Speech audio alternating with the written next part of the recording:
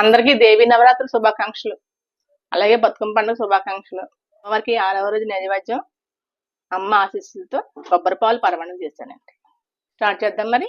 ఇవాళ అమ్మవారి ఆశీస్సులతో చేయబోయే నైవేద్యం కొబ్బరి పాలు పరమాన్నం అండి. కొంచెం ఎలుతుగా గ్లాస్ బియ్యం తీసుకున్నానండి.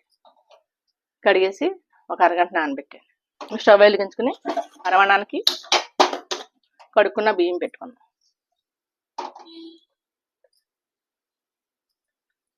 దేవుడికి ఎత్తిన కాయ కాకుండా మామూలు కాయ కొట్టి ముక్కలు చేసి ఉంచుకున్నానండి. ఇది ఉడికి లోపల ఇది మిక్సీ పట్టుకున్నాయి లోపల. ఇలాంటి కాయ తీసుకోవాలండి. ముప్పాటి కాయ బాగా మొదటి అయితే బాగోదు, ఇదైతే టేస్ట్ బాగుంటుందండి. కొబ్బరి పాలతో మీరు ఎప్పుడైనా ట్రై చేశారా? పరమాన్నం ట్రై చేయండి, బాగుంటుంది. ఇది 4వసారి ఆడానండి, వేసేస్తున్నాను. పెద్ద కాయ ఒక చెక్కకి 1 గ్లాసు పాలు అయింది చూడండి. ఇలాంటి పాలు తీసుకుని బంగాళదుంప కూర, దొండకాయ కూర అన్ని కూరలోనే వేసుకోవచ్చండి. చాలా టేస్టీగా ఉంటుంది, కానీ పని ఎక్కువ. కొబ్బరికాయ ముక్కలు ఆడుకోవాలి కదండి. మొత్తం గ్లాస్ పాలు వేసినట్టు. ఇందాక 3/4 గ్లాస్ వేసాను, ఇప్పుడు 1/4 గ్లాస్ వేసానండి. గ్లాస్ పాలు వేసినట్టు 4 సార్లు ఆడానండి. అరచెక్క కొబ్బరి చెక్క చూడండి, మామూలు పరమాన్నంలాగా ఉంది కదా. టేస్ట్ అయితే అదిరిపోద్ది టేస్ట్. మనం వేసాం కదా కొబ్బరి పాలన్నీ ఇంకో అప్పుడు బెల్లం వేస్తాం. చూడండి, కొబ్బరి పాలు పరమాన్నం అంటే ఎవరు నమ్మరు. మా అమ్మలో పరమాన్నం అంటేనే అంటారు. ఈసారి బెల్లం వేసుకుందండి, ఉడికింది. గ్లాస్కి కొంచెం ఎలుతుగా బియ్యం తీస్తున్నాను కదండి, గ్లాస్ నిండా కూల్చానండి ఈ బెల్లం.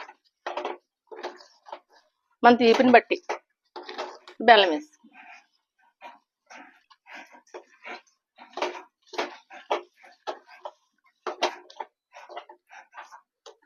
తెల్ల బెల్లం కొబ్బరి పాలు తెలుపు కాబట్టి పరమాన్నం తెల్లగా ఉంది.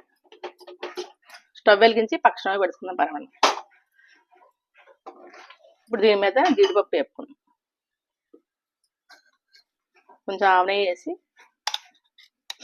కొన్ని కొబ్బరి ముక్కలు కూడా వేస్తాను, ఎందుకంటే కొబ్బరి అన్నం కదా, కొంచెమే వేపుకోవాలండి. కొబ్బరి ముక్కలు ఎక్కువ కాదు, సలివిడి వేపుకుంటే ఎక్కువ కూడా, ఒక వేపు వేపుకుంటే బాగుంటుంది. జీడిపప్పు కూడా వేసి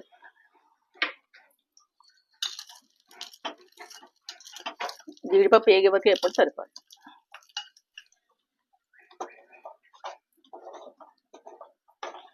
కొబ్బరి పాలతో మనం కొబ్బరి అన్నం కదండి వండుకుంటాం. ఇలా కొబ్బరి పాలతో పరమాన్నం ట్రై చేయండి, చాలా బాగుంటుంది. ఇవి వేగిపోయండి, పక్కన పెట్టుకుందాం. ఇప్పుడు ఈ పరమాన్నం దీని పెట్టేసుకొని అయిపోయిందండి. చల్లారితే తోడుకుంటుందండి. ఇందులో కొంచెం ఇలాచీ పొడి అండి.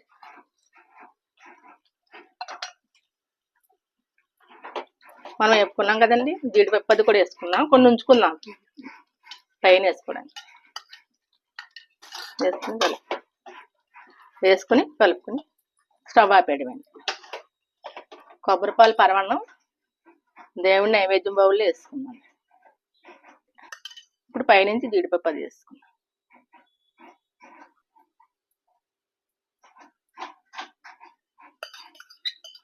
పైనుంచి కొంచెం ఆవనే వేసుకున్నాం. అమ్మవారి 6వ రోజు నైవేద్యం కొబ్బరి పాలు పరమాన్నం రెడీ అండి.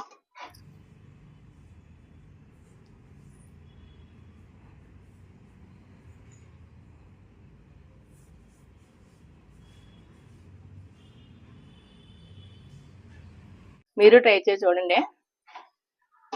నా వీడియో కనుక నచ్చినట్టయితే లైక్ చేయండి, షేర్ చేయండి, సబ్స్క్రైబ్ చేయండి. లైక్ చేయడం మాత్రం మర్చిపోకండి. కామెంట్స్ కూడా పెట్టండి.